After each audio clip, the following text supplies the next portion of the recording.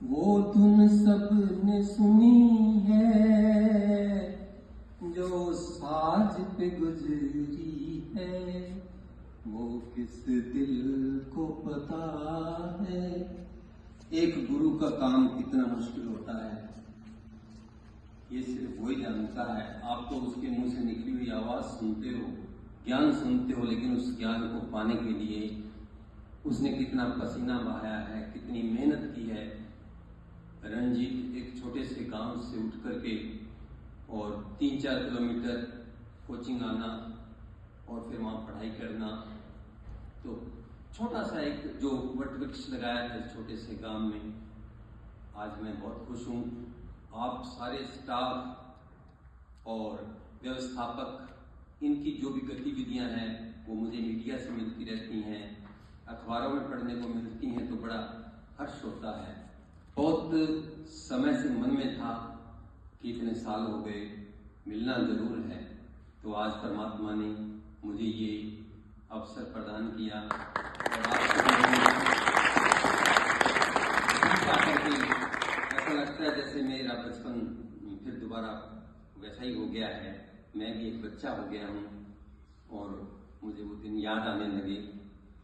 ऐसा सुअवसर बहुत कम लोगों को मिलता है, ऐसा शैक्षणिक संस्थान, ऐसा व्यवस्थापक, ऐसी प्रधानाध्यापिका, ऐसा स्टाफ। आपने भी कोई अच्छे कर्म किए होंगे कि यहाँ से विद्या ग्रहण करने के बाद निश्चित रूप से आप भी आने वाले समय में जब किसी उच्च पद पर विराजमान होंगे तो रंजीत को भी उतनी खुशी होगी जितनी खुशी आज मुझे रंजीत की सफलता पर हो रही है।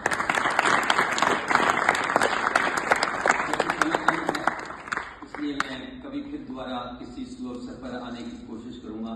मैं इतना ही कहूंगा कि चंद कलियां निशात की चुनकर मुद्दतों में व्यास रहता हूं मैं, तुमसे मिलना खुशी की बात सही, तुमसे मिलके उदास रहता हूं मैं।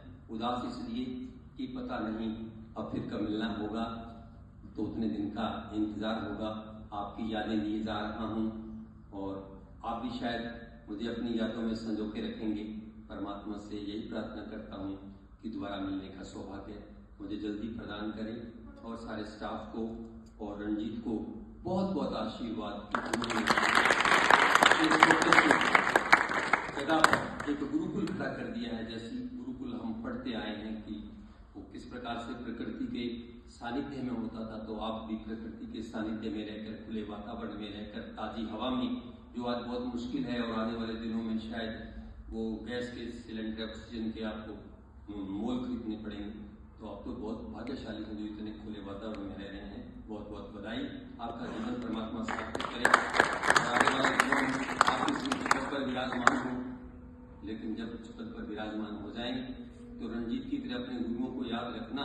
ऐसा नहीं हो कि आजकल जैसा बहुत से लोग हैं कि थोड़ी सी कुर्सी मिली, इतने अहंकार से भर जाते हैं कि गुरु जी दिख जाएं तो मुंह को कर देते हैं। ऐसा मत करना।